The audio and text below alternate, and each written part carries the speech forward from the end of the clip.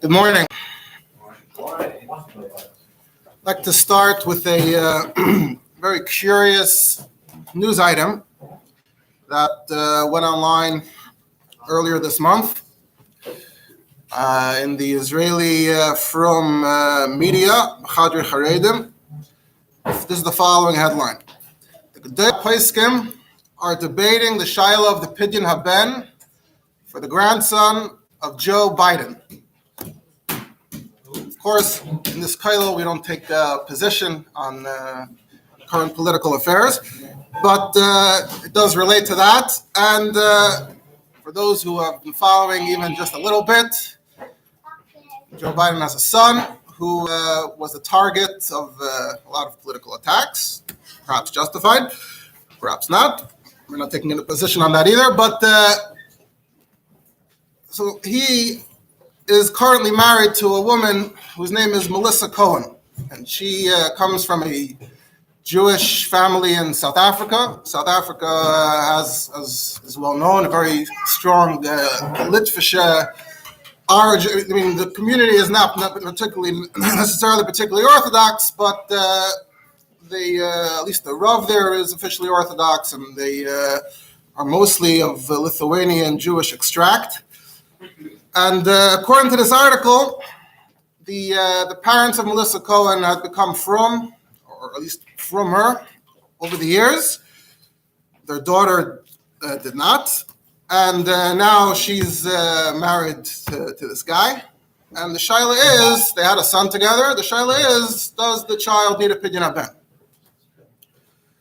And the question here is, the number of questions, but the way the article is framed, the main question is, if there's no father in the picture, if there's no Jewish father, what's the story with the chi of pidyon haben? Does it, the father's not going to do it, so should the grandparents do it? So that's a good question. Now, her name is Cohen, so is she a Bas Cohen?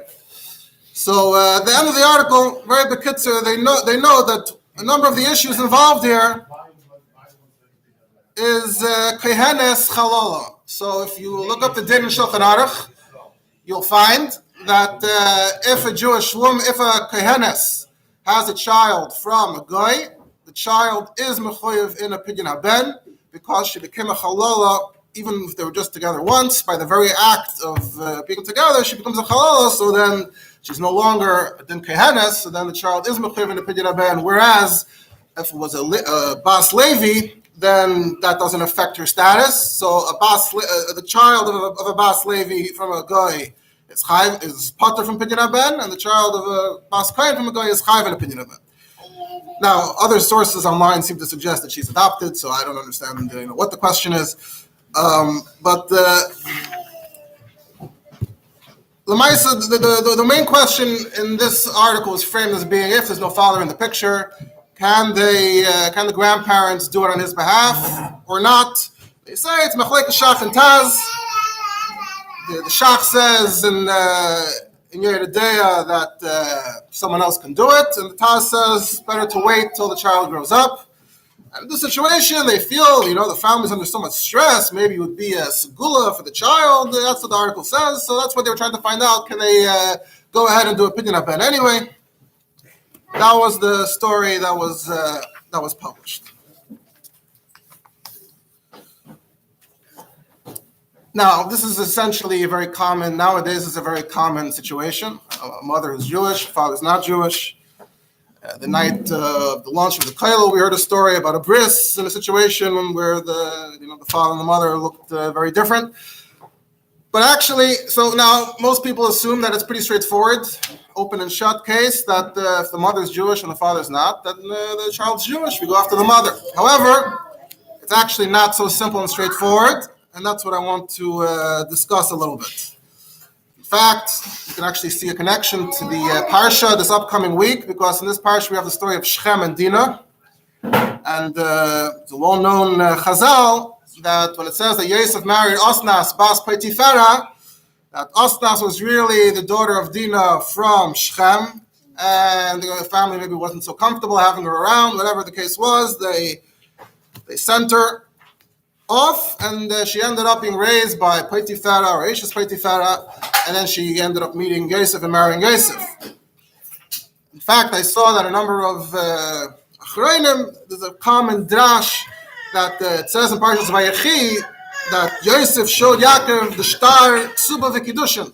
The question is, what does that mean? What's the significance?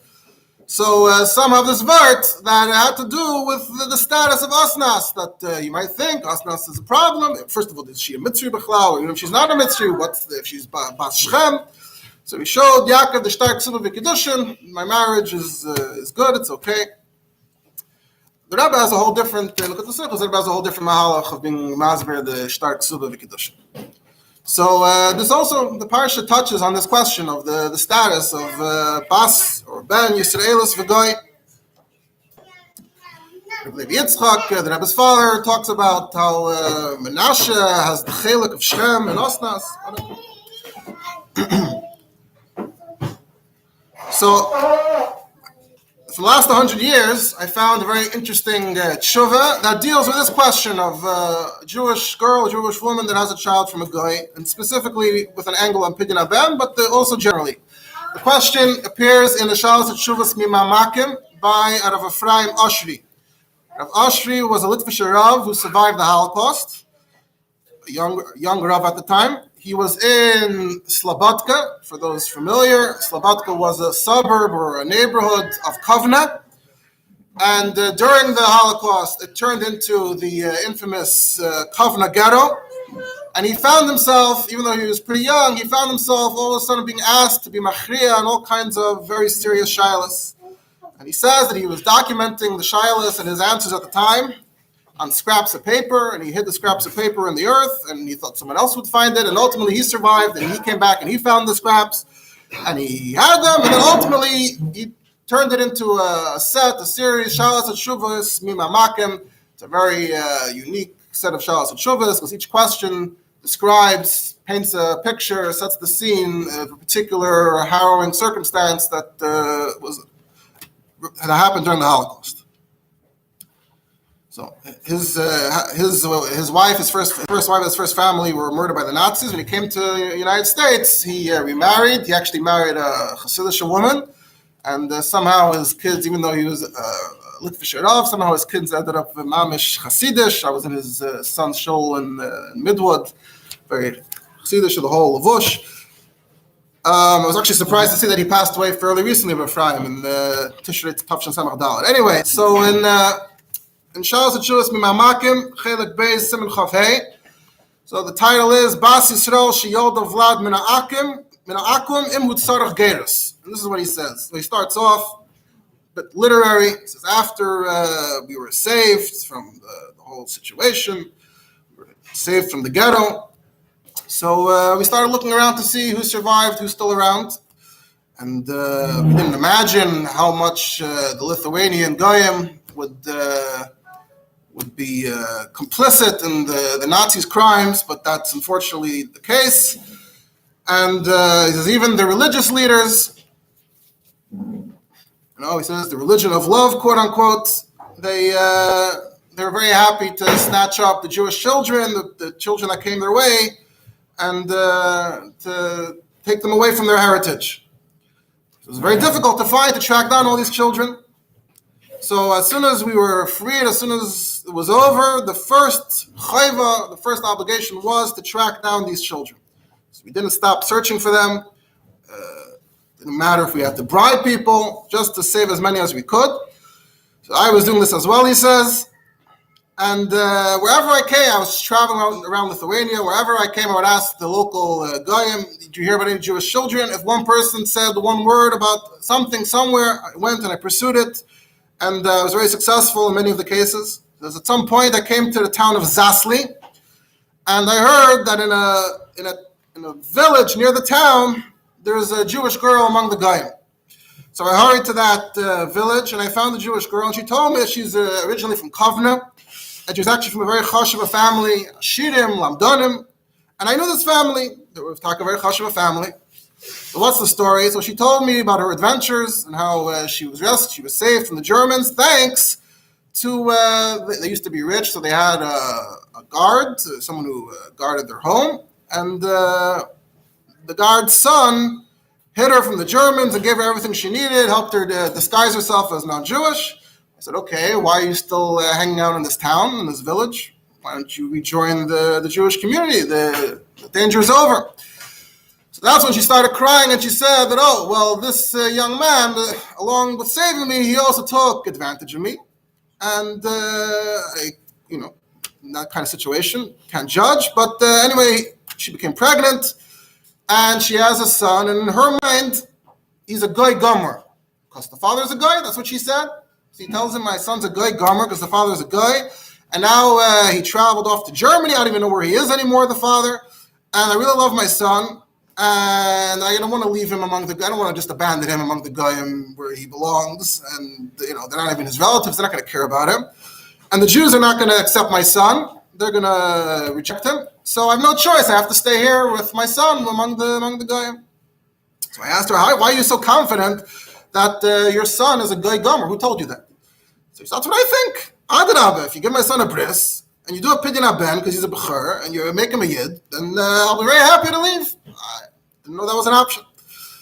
So I promised her that that's exactly what we'll do. We're going to give him a bris, we're going to give him a pidyon ben, and he'll be a yid. But before I went ahead to take care of this, I had the shayla, what tak is the din of this child? Is he just a Yisrael Aro who needs a milah, or does he need some gatus or gatus? And what's the din of pidyon ben? Can his mother do the pidyon on his behalf or not? Can we do it on his behalf? Do we have to wait till he grows up?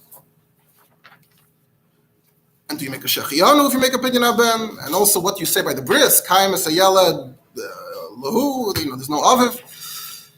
So he starts. The tshuva initially begins with the shayla of what is this? Does a child like this need gatus? So now, as we're going to see, I'm not going to get into it right now. I'll get into it a bit later, but it actually can get very complex very fast when you're looking at the Gemaras and the Rishonim. But we're going to try to keep it simple. Among other things, he quotes the Shulchan Aruch. Shulchan Aruch, Ibn Ezra Siman Daled, talks about these inyanim. It says over there that Yisrael, who Shabal, Achas Me'elu, the different things that's discussed there, Sahavlad K'moisa. And if it's the other way around, Ve'echad Me'elu, Shabal, Bas Yisrael, the Vlad is kosher, but Pagam L'Kahuna. So that's including a guy. So that's what Shulchan Aruch Siman Daled says. The Vlad is kosher, but Pagam L'Kahuna. And again in Sifyat Tes, and again in Siman Zayin. That's where the discussion is in Shulchan Aruch.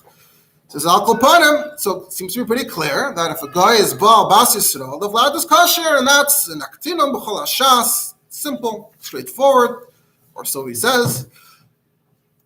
Goes weiter through other Mekaydas, jump a few pages, and in Shulchan Aruch and Yeridei and Kufran Tes talks about Meshumedes. If a Meshumedes has a son from a guy, the Ramah writes that the son is like her, and he's also considered a Meshumed. But you're not allowed to lend him ribis because he's a tinik shenishba. So if we're treating him like a tinik shenishba, and if we're saying we're not to lend the son of the Meshumedes from the guy, you're not to lend him ribis, so weiter, it seems pretty straightforward. We're not talking, we're not there's no requirement for gatus here. Talks about brings Rabbi Akiva Eger talks about the shayla of do you give a bris on Shabbos? That's a whole related discussion. If it's the zman of the bris, if it's the 8th day, do you override Shabbos or not? That's a whole discussion. Then he brings the Gemara in Bechayres. The Gemara in Bechayres talks about Leviah that has a son, she's potter. And the Gemara says, what are you trying to say? And the Gemara says, could be, we're talking about that the father's taka a guy. And we're saying that she's still a Leviah, so you're still potter. And we'll see that Gemara a bit later as well. So anyway, he says all these rayas, l'chayra machriya, and he says, look in Shar HaMelech, which is one of the sources people are mitzaying to on this. He says, look in Pischei Tshuva, Ibn Ezra Siman Daled, which is Malaket, the Shalos and Shuvas that are related, of course, to the topics discussed. And there's a whole arichas there, and he brings it, in the Shalos and Shuvas, Chemda Shloime, there's a Tshuva from the Nesivis, the Goyen of Yaakov of Lisa. And Yaakov of Lisa has a very unique shita. His shita is that a child does need gatus. A child of a Jewish mother and a non-Jewish father does need gatus, but he has a twist. He says, after the gatus, then he's fully misyachas after his mother. It's a very interesting shita and combination where gerus mitzad the father, but then yichus mitzad the mother. That's the shita, and the Pischei Tshuva himself takes on the Goyin Melissa and says he doesn't agree with that. Then Rav Oshri says, on the other hand, there are some rayos that seem to suggest otherwise. You have Yerushalmi and Bikurim, where it seems to refer to a child from such a marriage as a ger. You also have a few Taisvos in Shas, where the Taisvos seems to be referring to such a child as a ger. You have in Shas the case of Rav Mari bar Rachel, the one Amira who's named after a mother, not a father.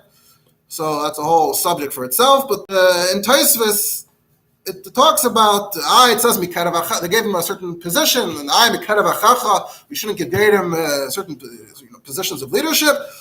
Imam Yisrael, but there's a lashon there that he was a ger. The Kitzer, from Taisvos, it sounds like, at least to some extent, we are treating him like a ger. It's signed to Meram Shik, it's signed to the Teiras Chesed, Shnei Zalman of Lublin has a tshuva that touches on this. We're not going to get into all of it, of course. It also says there's a whole thing in Rosh Hashanah with the Rosh Hashanah Malachim, and then the question comes up of Kodesh and Daryavesh, the son of Esther, Machi Yisrael, Machi Umas Ha'olam. So if you say that Daryavesh would have needed Gedus, so then that can solve some of the questions and discussions. Maybe Daryavesh had a din of a goy. And then he comes to the thing I want to discuss. He quotes it as the Harit al-Ghazi, Rabbi Yom Tov al-Ghazi. And Parak Yesh B'cher has a big pilpul on this. So that's what I want to get into a little more, and we'll get a little bit of a taste of what the halachic discussion is based on Chazal. So Marit al-Ghazi lived around the time of the Baal Shem Tov the Alter Rebbe. He passed away in the year 1802. His family was originally from Izmir in Turkey, then they moved to Yerushalayim. His father was a Rishon Tzion. At some point later, he became the Rishon Tzion. Before that, he had been a Shadar. At that time, the practice was they sent Talmidei Chachamim from Eretz Yisrael to be Shadars. They traveled around. They were involved in other Jewish-related stuff on their travels. And Rabbi Yom Tov al-Ghazi on his travels found the Ksav Yad that the Ramban wrote Hashlama to the Rif on Hilchas B'chayres and Hilchas Chala. You have Hilchas B'chayres v'Chala Ramban. So he found the Ksav Yad, and he created this tremendous pirush called it Hilchas Yom Tov. It's commonly just known as Marit al-Ghazi, Marit. So this is what Marit writes there. The Ramban shtons on the same Gemara in B'chayres about a Leviah. The mother is a Bas Levi, is the son Chai of a Potter, and the Gemara suggests that we're talking about a case where she became pregnant from a guy. The Gemara says, the late Tema Aliba Demand Amar Ein Mezamen Savlad. Never mind the opinions that say that it doesn't corrupt the child, but even if you say you do corrupt the child, you still call the psul. So what does that mean? Corrupt, not. So this touches on the question that comes up in Chazal of, do we look at him as his father's son, or do we look at him as his mother's son? Look at Taisvos there. Taisvos says mezamin. Mezamin would mean that we look at him as his father's son, because we say that Shosh bar Nachash al Chava Hittel bar Zuama, and then B'Matan Teira Pascha Zuama son, but the Goyim they still have the Zuama. So if we're saying that he follows his father, then he's mezuam, mezamin, and we're not going to explain how that fits into the Gemara, but the Gemara was turning that into the Shaklavataria. Do we look at him as his father, son, or his mother? That might change, that might impact whether he's chayav an opinion of it or not. And ultimately, the Gemara is saying it doesn't matter. Either way, he's still patur from opinion of it. So Marit al-Ghazi says, let's quote another sugya that touches on this. The big sugya that touches on the status of this guy, B'chlal, is in Yavamis. And there's a machlekes there if a Vlad like this is a Vlad kosher or a Vlad mamzer. That's how it's framed in Gemara Yavamis. And then the Gemara, somewhere in that sugya, the Gemara says that even if he's a Vlad kosher, remind that he's pagam l'kuhuna, which is what we ended up with in Shulchan Aruch. However, the Rishonim point out that Lav Dafka everyone in that sugya holds that, because you have an interesting story there with Rav. You may hear discussions nowadays of shidduchim, and would you give your daughter to, if you say that so and so is great, no problem, would you give your daughter to so and so? It's actually a Mefurish Gemara. Rav said that someone who has a non-Jewish father is mutter. So someone came to Rav and said, He's asking because he was the product of such a union. Amar Lei, Rav told him, Avlad kosher. So Amar Lei, the man told Rav, Havli bratach, I want to marry your daughter. He just said, I'm kosher. So Rav said, no, I'm not giving you my daughter. So Shimon Bar Chia says, that's interesting. People say, Gamla b'madai akava rokta. People like to say that a camel in madai could dance in a very small area of a kav. Ha-kava, ha-gamla, v'ha-madai, v'lay rokta. But you actually have a kav, you actually have a camel, you actually have madai, and it's not delivering. So you're saying that the vlad is kosher, but then when push comes to shove, why you have no lach? Interesting, Shimon Bar Chia says. So Rav says, no, it's not like that. Even if he was ki Yeshua ben Nun, even if he was so special and so great, I still want to give him my daughter. I have other reasons, personal. So Shimon Bar Chia says, so if he was like Yeshua ben Nun, at least he would find a different shidduch. Other people would be happy to take him. But now he's not like Yeshua ben Nun. So if you don't take him, no one's going to take him. Rav didn't budge. No, who else didn't budge? This guy. The guy kept on standing there. He didn't want to leave. Until Rav got so fed up with him that he gave him a look. The shachiv, the way we resolve a lot of stories, he's out. That's the end of that story. So anyway, the Rishonim say from here, it's mashma, that Rav held that he was mamish mutter and gansim. Because otherwise he should have said, you're pogrom, something. If he's telling him that he's mutter, it sounds like he's telling him, go marry wherever you want. Also, weiter in that Gemara, it says that Rav Yehuda was also made a leheter, and when someone came to him and said, what am I going to do? He would tell him, Itamar, go undercover. Get a new identity, disguise yourself. People aren't suspicious, and you're allowed to in this case, because you're really kosher for a shidduch. So it's just stigma, so if you can figure out a way to get around it, you're fine. Weiter, he didn't tell him, be careful, you're pagam l'kuhuna. So we see already how the sugya is not clear. The one hand, the sugya is saying everyone holds that he's pagam l'kuhuna. Another hand, we're pointing out, it sounds like from these incidents that they didn't hold that he was pagam l'kuhuna. Because the Ramban said that it's talking not clear. When it says Avlad kosher, later in Dav Beis it just says V'hilchsa Avlad kosher. There it doesn't say pagam, not pagam. So which part of the sugya are we taking halach or not? So since we're not sure, didn't get into it over there. So Misveika is pagam l'kuhuna. So that's where the confusion starts in Gemara Yavamas. So even though he's kosher, if we say he's not a mamzer, we're not going with that. We said hilchsa kosher, but even then we're not sure.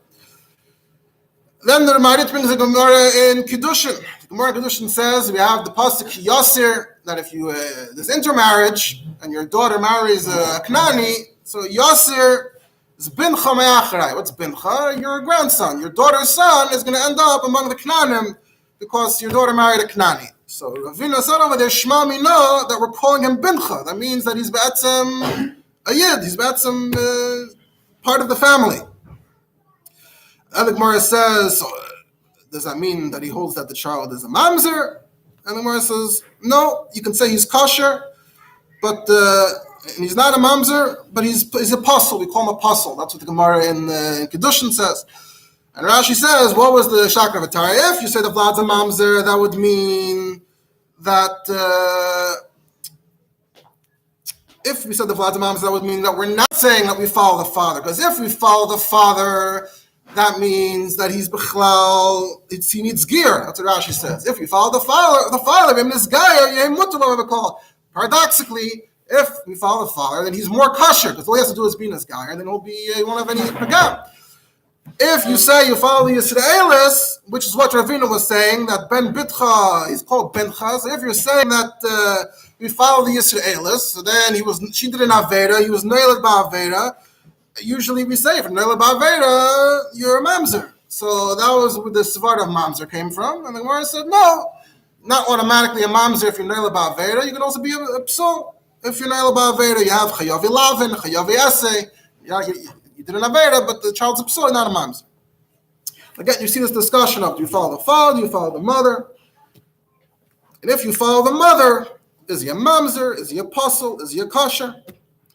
So the Maharit wants to say that he wants to combine all the sugyas together now, and that if you say in Yavamis that he's in Ganzen kosher, so Muslim Zagan maybe, at least maybe, that the sugya in Yavamis that said he's completely kosher is based on the idea from Kiddushin that we do follow the father, that really he needs Gatos, and that's why he's so kosher. But the second you follow the mother, if the mother's involved, then he's got to at least be a pagam. He connects it back also to the discussion about Pidyon Ben, Mezamen, Loy Mezamen. So the idea being that if he's Mezuam, then maybe he's Pasul. If he's not Mezuam, then he's maybe more of a mountain. But Kitzer, he says something very interesting. He says, Venera, that why are we calling him a Mezuam? According to this understanding, we're saying we follow the father, and therefore he's fine. So why are we calling him a Mezuam? So he says, Hayno mishum de yesh leitzad giyus, v'yesh leitzad Yisrael. He has a Gayish side and a Yiddish side. He says, when we say that he's not a mamzer, we're following the father. When we say that he's a pagam l'kuhuna, we're following the mother.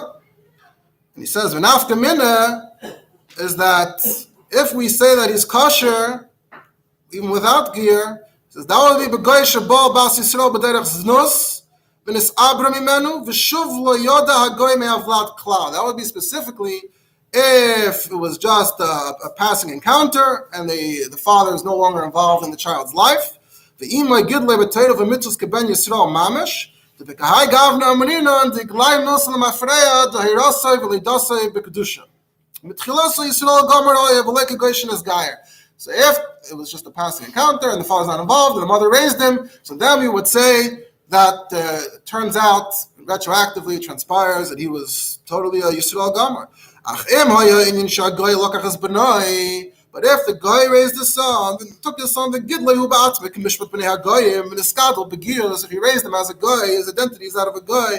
Kahai gavna amrina, and the glai milsal mafreya, the hirasai v'lidasai begayos. So then we say retroactively transpires that he was born a guy, v'chashiv ki'ilu tchilasai guy gomer, we consider him to have been a guy from the start, and he's not mutter lagav akol until he undergoes gatus. This is the Marit Al-Ghazi. And Hilchos Yom Tov on the Ramban, this is what he says. And he says then the pasuk makes sense, because the Gemara is talking about why he's called Bincha in the pasuk, right? Bincha implies that we're following the mother. But it also says in the pasuk, Ki Yasser es Bincha me'acharai. The problem with the Canaan is he's going to take Bincha away. What's taking Bincha away? What's Ki Yasser? Those are the two sides. If he's raised by his mother, then he'll be Bincha. And if what the pasuk is warning about happens, the Kanani raises him, then he's a goy ben a goyim. So that's the word of mezamen. The way we explained the Gemara in Bechiris of mezamen, that if we follow the father and he's mezuam kegoy, so then he has these two tzadim. Otherwise, if he was a yid, no matter what, why would Chazal call someone who's not a mamzer? Why would they say mezamen as avlad? You tell me, Achre Ames, he's Mamash Yisrael, with no, his father is not part of his identity. It was Menzaga what I said, what the Maharit said. The Tanya said this is what the Marshal also holds, and this is commonly attributed to the Marshal as well. Marshal was explaining a Tosfos somewhere, and also apparently came to some kind of similar formulation. Then the Maharit says, of course, is opposite way of understanding the Sugyas, and then he gets into the Shaila of is a mamzer chayv in Pidyon Ben, because the Ramban seemed to imply that if he's a mamzer, then he's automatically part from Pidyon Ben, even if his mother was a Yisraelis. Marit says, I don't know what you're talking about. A mamzer is chayv in all the mitzvahs, so he'd be chayv in Pidyon Ben. That's part of the question, which I think Rav Ashi gets back to as well. Anyway, so that's getting back to Rav Ashi. So he quotes. So he had just quoted the shita. Some say b'chlal that you always need gatos in such a situation. Partially. Then even this shita that mamash, if he's raised by a guy, so then he might mamash be considered a guy. But anyway, he concludes his oil and that we can rely that the child in this case in Lithuania is a Yisrael kasher and he does need gatos, and he lists all that he's showing him that the straightforward mainstream shita that you don't need gatos and he's chayv in Pidyon Ben. And if he says, if you want to be Yitzhak, call the shittas, fine, so be matpul him. Fine, no problem. Doesn't cost money, just be matpul him. But you would still be mechuyev in pidyon haben, because what about the other shittas? You want to be Yitzhak all shittas, so give him a tefillah and give him a pidyon haben. And halachas kama v'kama, if you go with an asivis, who said you need geiros, he still held that you have the yichus of the mother. So he'll be masking with your chayv and pidyon haben. He's not disagreeing with that. He just has this interesting shita that you need geiros also. And it is according to Marit al-Ghazi that all follows how the child was raised. Weiter. In this case, the child isn't being raised by his father. The father is AWOL. The mother wants to rejoin the community, so the child will grow up as a Jew. And that Hitaka ended up in the yeshivas in Eretz Yisrael, which is spoiler alert. And so we're going to treat him like Yisrael kosher, and give him opinion about. Then he starts getting into the shaila. So how do you do the bris? So do you make a bracha or not? The Rambam has a shitta, maybe not. But the Lamaisa, the Ramah says that the sandik makes the bracha asher kedushanim mitzvahs is one achnis b'bris shel Avram Avinu, and kashem shenichas lebris ken yikanes, and just in case your usual girsa is ken tachnisehu, but in this case there's no one to talk to here, so there's no tachnisehu, so you have to say yikanes l'Torah. Yeah, and also kai mesayala, you have to say kai mesayala le'imoy, and you don't say yismach av, right? It says this bris. They gave the child a name after his grandfather, his mother's father, because right? Bincha. And so it's mamash giving a name after the grandfather, just like in any other situation. What about Pidyon Haben, Rav Ashi says? So that's a whole shayla, the Shach and Taz, that we mentioned earlier, and goes into whole arichas on that. But Tavna Ladina, because he was born from a guy, and we could be chayshish, komini chashashis, that it won't happen if he gets older. And one of her conditions for the mother said she wants him to have a bris and a pidyon haben. So if we don't give him a pidyon haben, maybe she won't feel that he was fully Jewish. So we really need to do the pidyon haben. So we can rely here on the shach and say that it's fine, we can do it on his behalf. And therefore, I said we should make a simchas mitzvah gedola, make a big public event, and do the pidyon kedas v'kedin, like the shach said. And I was also mekabel on myself to tell this child when he grows up to do it again, just to be yaitza the shittas hataz that he has to do when he grows up. No problem. What about the shechiyanu? He gets into that, and then he says ka'amor, like I already told you. The happy ending was that Shitaka was very happy, and she returned to the Jewish community, and she married a from Yid. And her son, as we speak, is in Eretz Yisrael, one of the yeshivas, is learning Ba'asmada, Yitzhak Hashem, will be a Gadol B'Yisrael, and he's very proud of all the work that he did to save these types of people in these types of situations. That's the end of the Mimamak. So we... Yeah, I guess.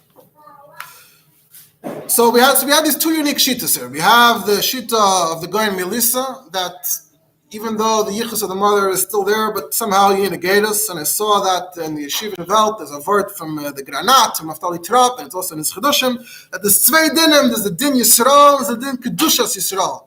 And from the mother, he has the din Yisrael, but the din Kedushas Yisrael from the father is felt. So the Geiros brings the Kedushas Yisrael. Otherwise, it's very hard to explain how this works, what the kind of mechanism is. Geiros.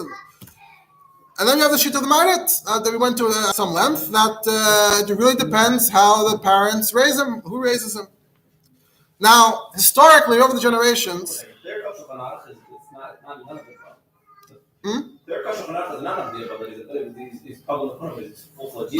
Peschei Tshuva, on the same page of the Shulchan Aruch, brings the sheet of the Goyen Melissa. So you open the Shulchan Aruch, you'll see that it's like question. It's like everything. How do actual Rabbanim paskin in these situations? Now, historically, seemingly, this probably wasn't so common that a woman married a guy, but she wanted her son to be raised Jewish. Usually, the woman that's a hapkishmat, and that was the end of her, and that was the end of that. However, in Europe, 200 years ago, 150 years ago, 100 years ago, when Jews started getting various freedoms in various European countries. So that whole atmosphere, that whole environment meant that the old traditional Jewish community was harmed tremendously, because until then there was no civil marriage, there was only religious marriage. So if you're Christian, you have Christian marriage. If you're Jewish, you have Jewish marriage. The rabbis have to marry you. They have to acknowledge your marriage. Once Jews started getting equal rights, and that came along with moving away from religion altogether, so then you started having civil marriage. And civil marriage, so between the general trend towards lack of religiosity due to all these equal rights and being able to join the mainstream, plus this technical legal change of civil marriage, meant that all of a sudden intermarriage skyrocketed in these countries and became very normalized that Jewish women, Jewish men were intermarrying and just getting a civil marriage. And then all of a sudden, down the road, you'd have a shayla. Okay, so now what do we do with these kids? Do we give them a bris? Do we treat them as Jews? What's the story? So now, many of the countries that had this, underwent this process, the Jewish community, the Orthodox community mostly fell apart. Hungary was kind of the exception, where there was a big backlash. The Frum community was still very strong, very organized.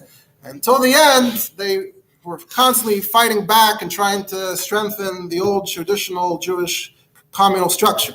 So one of the Rabbanim then was a Rav by the name of Mordechai Yehuda Leib Winkler, lived from 1845 to 1932. He was a Rav and Rosh Yeshiva in the city of Mud in Hungary. And he's in the Mechaber of the Shalos at Shuvas Levushim Mordechai. He learned in Preshburg by Shmuel Sefer, the Ksav Sefer. And he became a Rav, and ultimately he's known as the Rav of Mud. So in Levushim Mordechai, the new edition of Levushim Mordechai that was printed a few years ago, so they printed, as an appendix, they printed a very long mavoi about the whole story, about the whole history of what was going on at that time. So it kind of gives the same basic background that marriage used to be controlled by the religious authorities. And then you saw this trend in countries and in Hungary towards civil marriage. He says the shayla first came up actually a while before this really kicked in earnest. One of the Rabbanim, who today actually the very verfrumte Kanoim, they don't really hold of him. His name was Shlomo Tzvi Shik, calls himself Rashban. Even in here, they don't mention his name. They say a certain Rav, and then the bottom of them assigned to Rashban. Anyway, so he raised the issue first. What are we going to do? We're going to have a whole crisis on our hands. And he raised the shayla of Madame Shik and others. That was the beginning. But then in the 1890s, that's when this really took off in earnest, because that's when the government started considering this law of civil marriage and to just completely take religion out of the picture. And they had a Nasifas Rabbanim in Cheshvan Tafresh Nondalet in 1893. They were trying to convince the government to allow the Rabbanim to maintain some power. The government ignored them. The neologues, the reform movement in Hungary, was fighting for the opposite. They were fighting for civil marriage. And once that law kicked in, so then you had all these questions. First of all, is the marriage considered a marriage, right? I mean, today we have that question to some extent. It was discussed by Rabbi Moshe and others even more recently, but it's interesting. It was discussed as early as then. How do we treat the marriage? Is the woman an Ashes Ish? If she gets married in civil marriage and then she marries someone else? Let's say she married a Yid in a civil marriage. Usually we say, in other mice be lost, be las nos. So he was Mekadasher, so then she does need a get, so then she's an Ashes Ish. Do we not say that? What do we do with the children? Do we give them a bris? Do we not? Do we convert the children of these intermarriages? Lots of big questions. And the main question being the status of the marriage. Is it a Kiddushin or not? So it goes through the history of which Rabbanim was saying, which Rabbanim were saying what. So there are three kontreisim for the purpose of this discussion. There were three big kontreisim that were released at that time in the 1890s, wrestling with this topic. The first kontreis was V'chateire Yasa, by Rav Sholem Kutna of Eisenstadt. And he printed this whole kuntres going through the issues and warning about what we're facing here. And then he printed it again with a suffix, with all kinds of letters that he got from different rabbanim responding to what he said. So that's the Chatei Yasa. Then the Levushay Mordechai, whom we're discussing, he printed a kuntres Yoshav Mitzaref, based on a pasuk. The name is from a pasuk in Malachi. And he agreed, disagreed, went through all the same issues, gave his own take on it. That kuntres is now incorporated in the Shas Tshuvas Levushay Mordechai and Even Ezer b'Mekaymai, and the rest is being brought here as an appendix in this new edition. And then there's a third kuntres v'Chatei Hazayis from Rabbi Shraga Zilberstein of Weizen, who was more in the same camp as Levushay Mordechai. Seemed to agree with him mostly, but he also put out his own kuntres with his own take on it. And there were other kuntresim. So these kuntresim are talking very interesting, and they touch on a lot of interesting things. I just want to touch though on this question of gerus. If you look in the first kuntres of Chatei Yasa from Rav Shalom Kutna, so he quotes, he starts getting into this question of Nachri Abal Yisraelis. He says, "V'arachti moed beprati ha'inyan v'emes le'isi davar mafli b'marit." That's a very surprising thing in the Marit that has his whole arichas there. And the halo shenachri shahelet bem Yisraelis haben oimed besafik. This question of which way will the sun go, it depends. But Tzarachi and Gadol kol prati hadvarim hu kepela she'iyeh ben Yisraelis hanoil rubol oilam benachri besafik. Mi Yeshua, mi hu asher yichanchoy v'yalamdei das, mi yefarnas v'yachalkel im hamoil nachri, oim avad v'mishpachtoi. What kind of approach is this? It sounds very surprising, very strange for those, especially if you're not familiar with this shita. And it's like your mom is treating it like a mom and hamutal b'safik. It's like tfisa mahani bey. Your mom is treating him like depends who grabs him.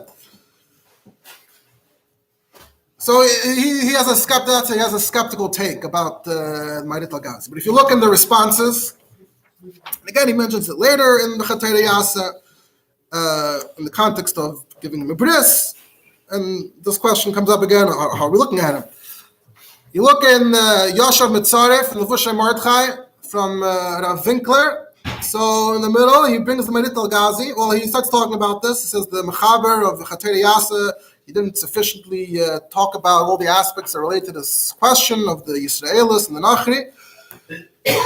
Mentions the Shar HaMelech and the Pesachei Tshuva, that quotes the Goyen Melissa, this whole shita, when he needs gerus, and then he quotes the Ma'arit al-Gazi. That depends who he was raised by. He says, HaMechaber dachad dvar of Kilach Hayad. Shalom Kutma dismissed it. But I don't know why you're dismissing it. It looks like this is the Mashal shita as well. And he says, he wants to connect it. He says there's the Svar of the Shach and Yeridei and the Beis Shmuel and Even Ezer, that when it comes to the Kusim, right, so originally they were considered Jews. Then at some point they stopped being considered Jews. He says, what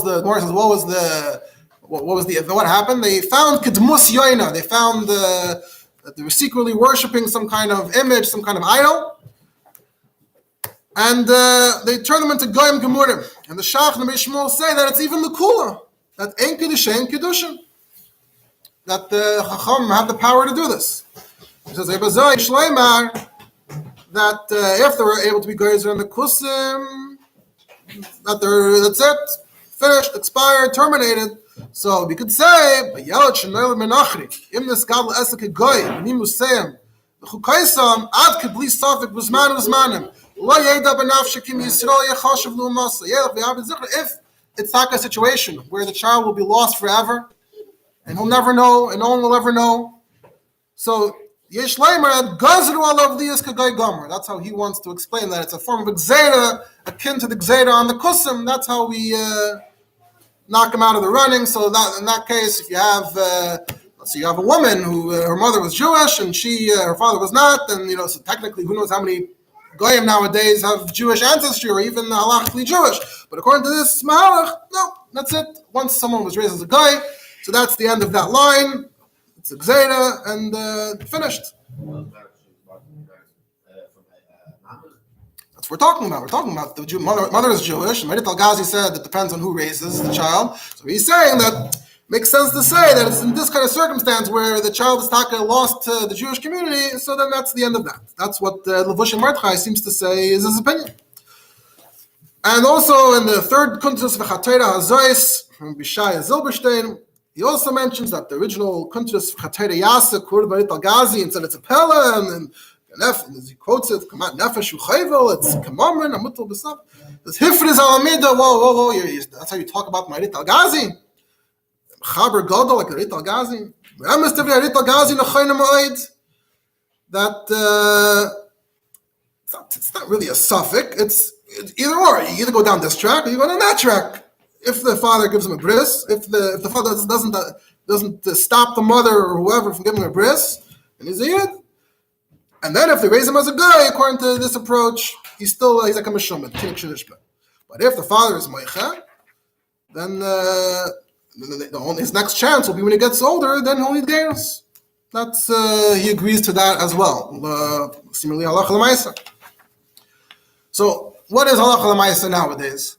So, my impression is that this didn't really take off as a mainstream shita. Generally, you ask around, everyone seems to think it's obvious that the mother is Jewish. You follow the mother, you meet someone, your great grandmother, you're Jewish. Mazel tov. But could be there are some rabbanim that still are it's hard to know, but I would imagine there might still be some rabbanim who are chayshish l'chumra for geiros. And it could be though that those rabbanim in Hungary, because of their whole fight, they're fighting against the trends. It could be when they said that don't treat this child as a yid, they would have completely rejected. Let's say the kid came to be misgayer, they probably might have treated him like, get at the end of the line. You're just like any other guy.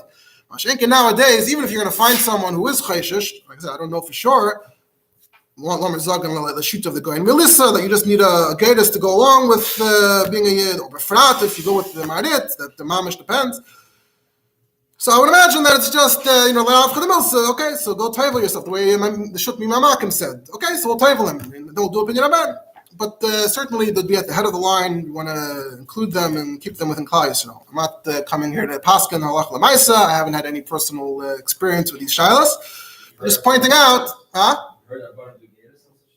and I'll quote something very interesting from the Rebbe on this in a second. So I said I haven't heard that they do it, but I would imagine I wouldn't be surprised if you have some rabbanim that's their shita.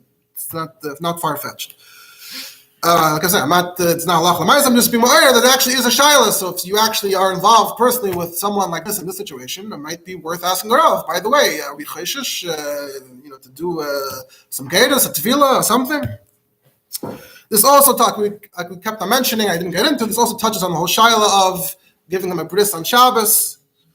On the one hand, you could tie in that Marit in this case would agree that you should go ahead, because according to the Marit, it depends if he gets a bris or not. The way Rabbi Shai Zilberstein said, the second he has a bris, then he's for sure a yid, then he just grew up a tinik shenishba. But on the other hand, some might argue that no, if he gets a bris, then he's immediately raised as a guy. Fakart. According to Medital Gazi, he is a guy. Kumtais for Mechal Shabbos for no reason. You gave a guy a bris because he wasn't raised as a Jew. So that's actually more of a serious shaila. I saw a big Litvish Paiskim even nowadays paskin not to give a bris on Shabbos to a child where the father is a guy. But that's it's connected to this particular way. It definitely overlaps, but it's not the only factor. In the conclusion, I just want to point out that I saw that I came across a correspondence between two rabbanim with a Moroccan background in Israel in the 70s. It's printed in Shalas Shuvas Mayin Aloshan. One of them, Rav Yaluz, he wanted a taina, halacha l'maisa, that in Eretz Yisrael, they should follow the shita of Maharit. In his mind, this was the shita, the only shita, that the child whose father is not Jewish needs giyur.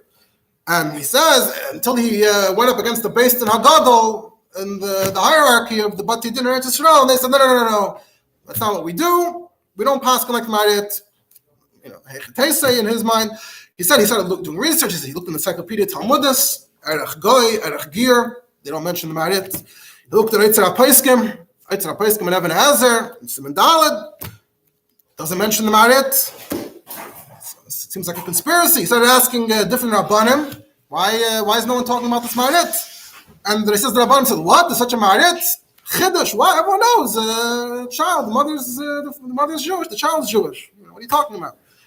And if you're going to start going with the Marit, what's going to be with all the families in Israel? Who knows how many families in Israel right now have this situation, and they were accepted as Jewish? You're telling me now that they shouldn't have been? I mean, that's a disaster. And he tries to argue and say that in his mind, no one even argues with him. He didn't find a single sefer that quoted the Marit and disagreed. So in his mind, everyone agrees with the Marit. And his colleague, the other Rav, responded that it seems like Taka, the Marit, is a Yachid, and all the Pesachim that didn't say anything about it, seems that they didn't make such a chiluk. They should have mentioned it. And both of them, it seems, didn't find all the Achreinim that actually talk about this.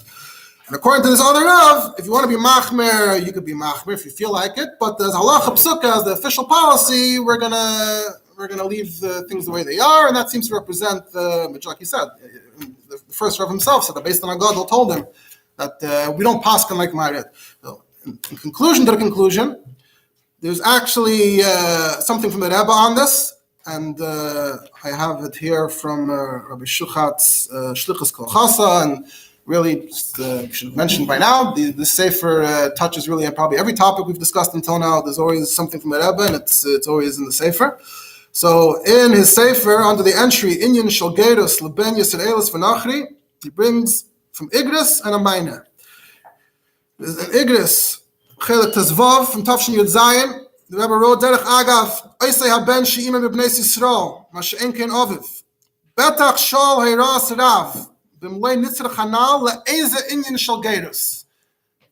You have to ask Rav, does he need some inyan of gerus, the Rebbe said. That sounds like the sheet of the Goren Melissa, that he has Yiddish yichus, but there's an inyan shal gerus.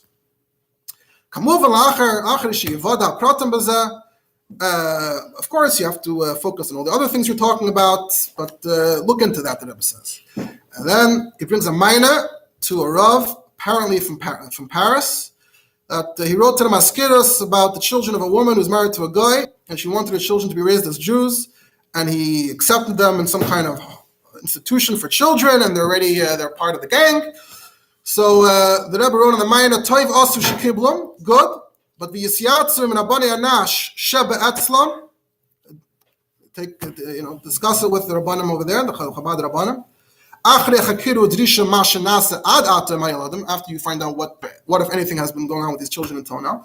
Im Tzarech Lasis Ma Ben Yone Gerus, if you have to do something related to Gerus. Ayin Gamkein Pischei Tshuva Evan Ezesim and Dalet Sifkat Nalef, that Rebbe is going to time to Pischei Tshuva, which quotes the sheet of the Goren Melissa, which, like I said, I think that's what the Rebbe is referring to in this case, not the sheet of the Maharit, but the sheet of the Goren Melissa, so that every child in such a situation might actually need to have an inyan shel gerus. So that is the take, at least somewhat, that we have from the Rebbe on this question. Well, Rabbi Anash didn't. The Rebbe said that's Rabbi Anash.